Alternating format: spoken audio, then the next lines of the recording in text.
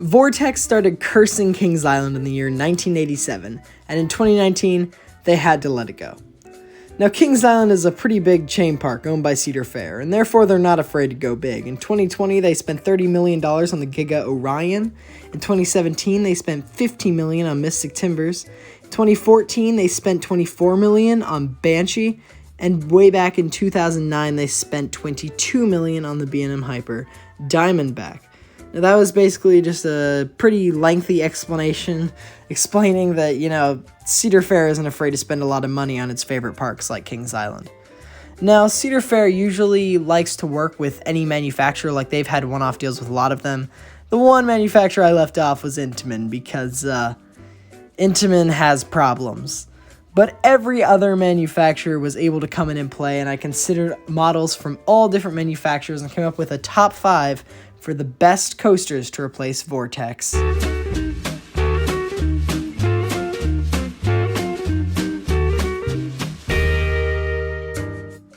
At number 5, I have an RMC Raptor. Now, I know here that I'm showing you Wonder Woman Golden Lasso Coaster, but I actually mean one of the new gen Raptors, like Jersey Devil Coaster or Wonder Woman Flight of Courage. I'm mainly just showing this one for size reasons, because the new gen Raptors are on really long and skinny plots of land, which would not work for the Vortex plot. Wonder Woman sits on a plot of land that's 274 feet by 80 feet, which sits very comfortably in the Vortex plot of land, and it looks like you could even fit like 5 of them in there. My main reason for choosing a Raptor as a candidate for Kings Island's next coaster is because Kings Island is in a desperate need for ejector airtime, and this would also provide a single rail experience that most Cincinnatians don't have. I think that this would be a good fit for the park, but I would hope for a long, square, custom layout as opposed to the really small ones or the really long and skinny out and back ones. I really hope that Kings Island gets this, but I do not think it's as probable as the next 4 coasters. At number 4, I have a B&M dive coaster. Now, we all know that Cedar Fair loves working with B&M because of their reliability, and I think that a dive coaster is the most likely coaster for Kings Island to get. It provides a gimmicky coaster that the park is currently missing, and I think that it would be a good option for the park. Now, I use SheiKra as my base, and it sits on a plot of land that's 396 feet by 402 feet, which is a little bit big for the plot of land, but a custom layout could definitely fit, especially if we have an Immelman on the right side of the plot. I think this would be a pretty solid fit for the park, and it would definitely add to the skyline, but I still think that there's 3 coasters that are more likely to happen. At number 3, I have a Gerstlauer Infinity Coaster. Now, this is what my friend Tempuit says is most likely to happen. I have it down at 3rd, but I still wouldn't be surprised if Kings Island announced it.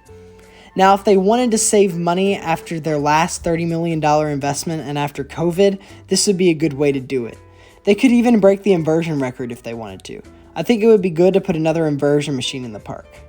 Now, Knott's Berry Farm's Hang Time is the coaster that I use for reference because it was the last Infinity coaster that Cedar Fair bought. And this sits on a plot of land that's 367 feet by 130 feet, which they could fit 2 of in the Vortex plot of land. And I imagine a big, sprawling Infinity coaster with tons of inversions. I think this would be a good fit for the park, but again, there's 2 other coasters that I think are more likely to happen. At number 2, I have an S&S Axis coaster, and there are several reasons for me putting this so high. First of all, because Kings Island is one of Cedar Fair's largest parks, they may have interest in taking a big risk for a big profit. Second of all, like I said with the dive coaster, this would provide a gimmicky coaster that the park doesn't have that the crowds would love. And finally, it has a powerful launch that we haven't seen at a coaster at Kings Island in, ever. Because Flight of Fear has a really bad launch, Backlot Stunt Coaster has a really bad launch, and we really need a powerhouse in the park. And I think this would be a perfect fit. The only thing that's preventing this from being number 1 is the fact that prototypes are usually a little bit iffy. But I still think this could definitely happen, and I'm really excited if it does.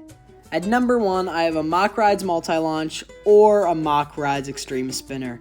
I know I'm cheating here because I'm putting 2 into 1, but the 2 rides are basically the same except for the spinning. The spinning would be a very much appreciated bonus, though. Now, the reason this is taking the top spot is because it combines the 3 things that Kings Island needs the most: traditional inversions, ejector airtime, and a well-rounded launch coaster. As far as land goes, Copperhead Strike sits on a plot that's 566 feet by 261 feet, and Time Traveler sits on a plot that's 480 feet by 491 feet. Both are a little bit big, but a custom layout can make it work. I think that this would perfectly round out the lineup, and that's really what I was looking for when evaluating these coasters. What would make the lineup more complete? And this is what would complete the lineup the most, and that's why it's taking the top spot. Those were my picks for the top 5 most likely replacements for Vortex.